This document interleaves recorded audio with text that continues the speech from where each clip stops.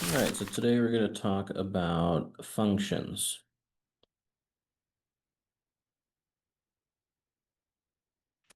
All right.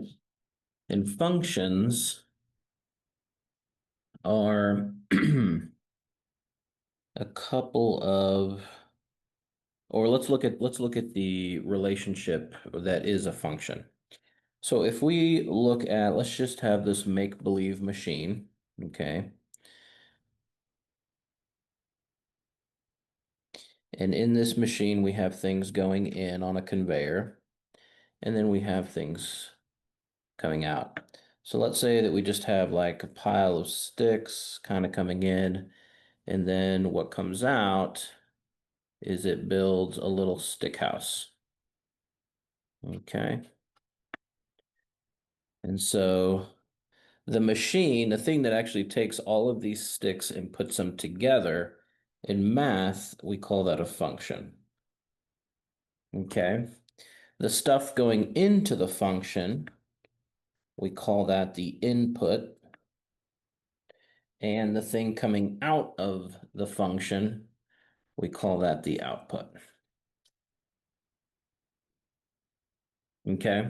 So how does this work then in math? Well, a function can be lots of different things. So I'll give you an example of one. Let's say 2 times x plus 1. Okay. All right. So what's coming in on this conveyor and what's coming out?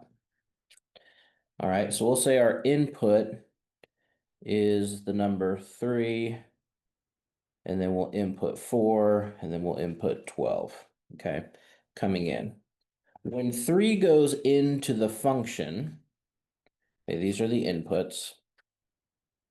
The inputs are the x values. Okay, so it goes here. This is my 3. Then I have 2 times 3, that's 6, plus 1, that's 7.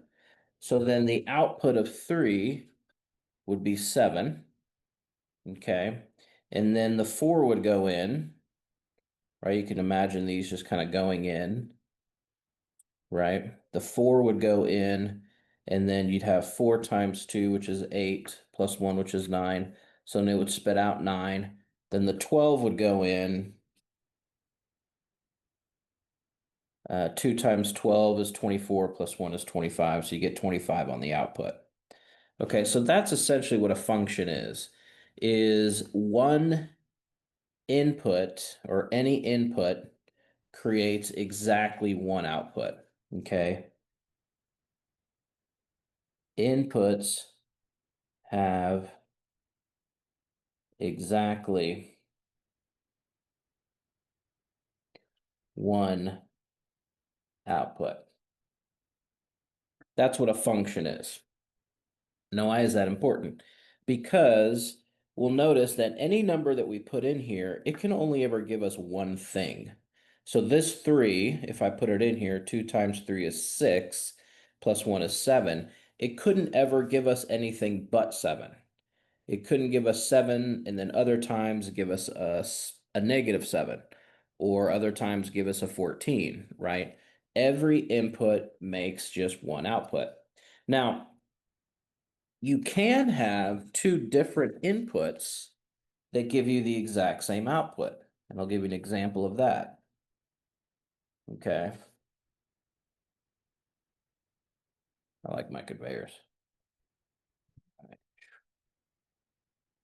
All right. So if I have the function x squared minus 1, okay, x squared minus 1, and I put in the number 7, what am I going to get out of it? Well, 7 squared is 49, minus 1 is 48.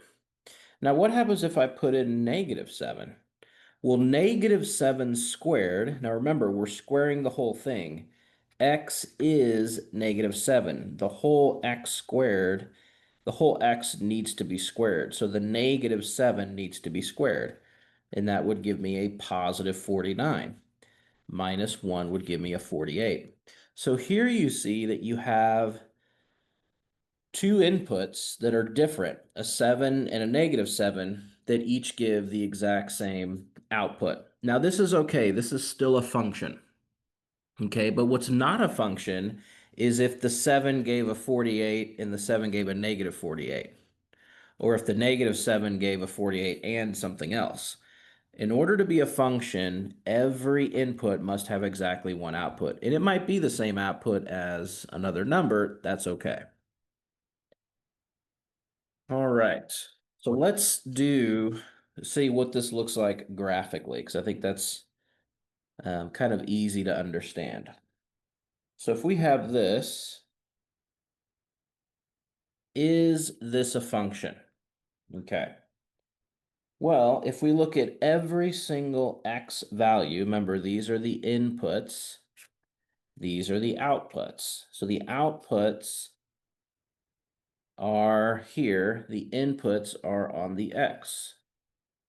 Okay, so we can see how every point, okay, every point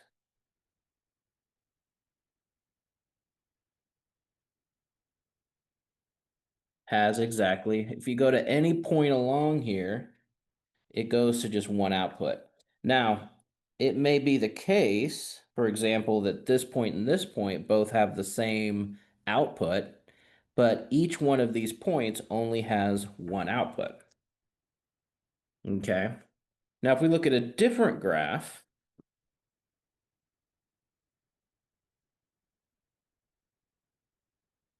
okay, and we'll say this one is like this.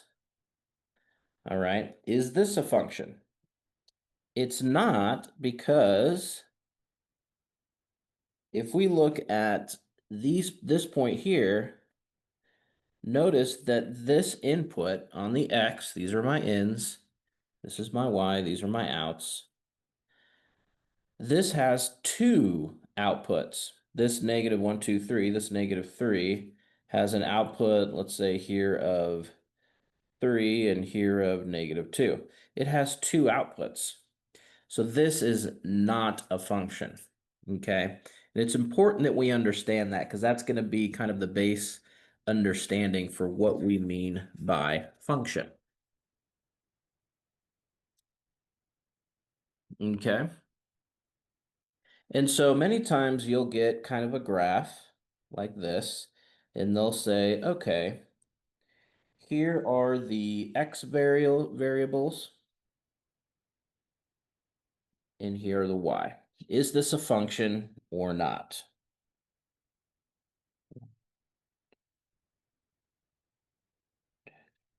Good.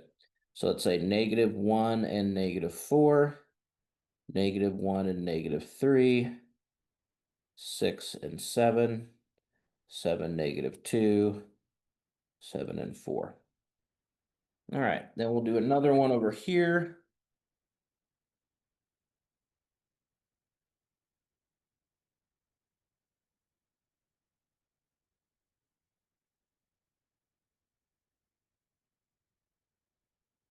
Of x and y.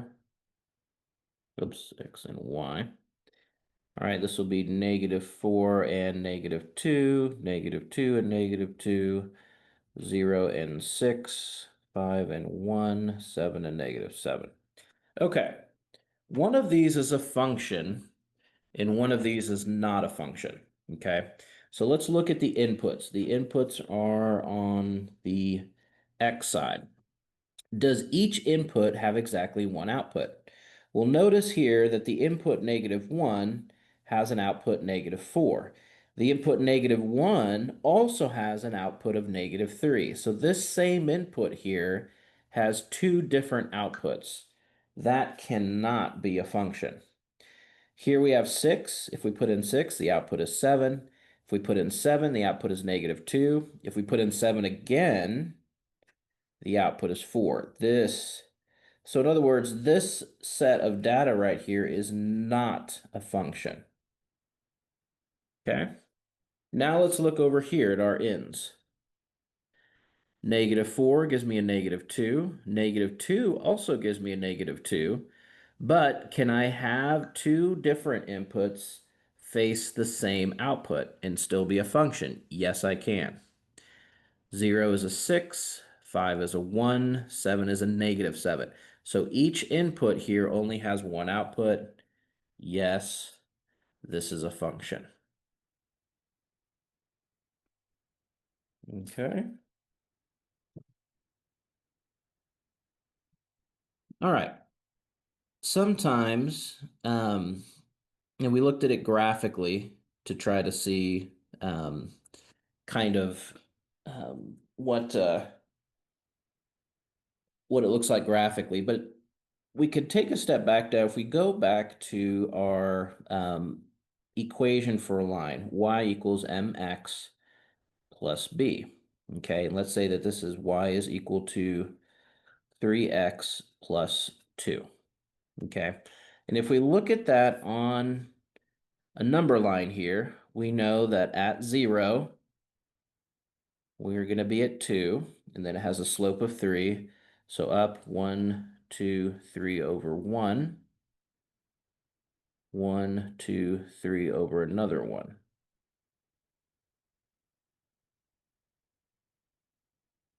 Okay. Y, here's the y-axis, here's the x-axis. All right, so we can, when we do function notation, we can replace the y with function notation that looks like this. Okay, the only difference between these two lines is this is in function notation and this is not. All right, so when we write a function, we can write it in function notation. In each line that we ever studied back here, um, it was in fact a function. Okay. So here, what makes this kind of beneficial is you know kind of what the inputs are. So in other words, let's say that we wanted to look at the inputs x and y. Let's look at -2, 0, 1, 3. Okay. Okay, those are my inputs. So my y or my f of x can be written like this. If I'm going to look at 2, we know that we plug in -2 to this x. But if I write it in function notation, I can do this. The x in this case is -2. So right there, I know that I'm plugging in -2.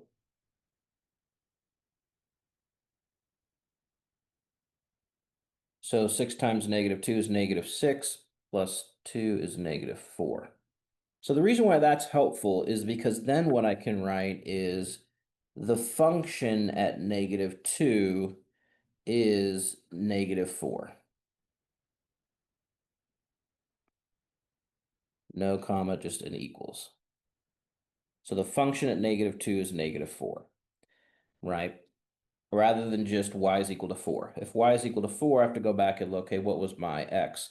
But here it tells me the function at -2, in other words, what I'm plugging in for x, -2, makes the function go to -4. Same thing here. F of 0 is 3 times 0 plus 2, which is just 2. F of 1, the function at 1, 3 times 1 plus 2. 3 plus 2 is 5. Here, function at 3. 3 times 3, 9 plus 2, 11. So the way that I can write these then is the function at -2 is -4. The function at 0 is 2. The function at 1 is 5. The function at 3 is 11. So there really isn't new information here when we talk about functions because you've been doing quadratic functions. Any algebraic equation can be made into a function. Well, not any. Um, it has to follow the rules that we just talked about. But essentially, we're just kind of adding a layer of notation that's going to come into effect as we move forward through algebra.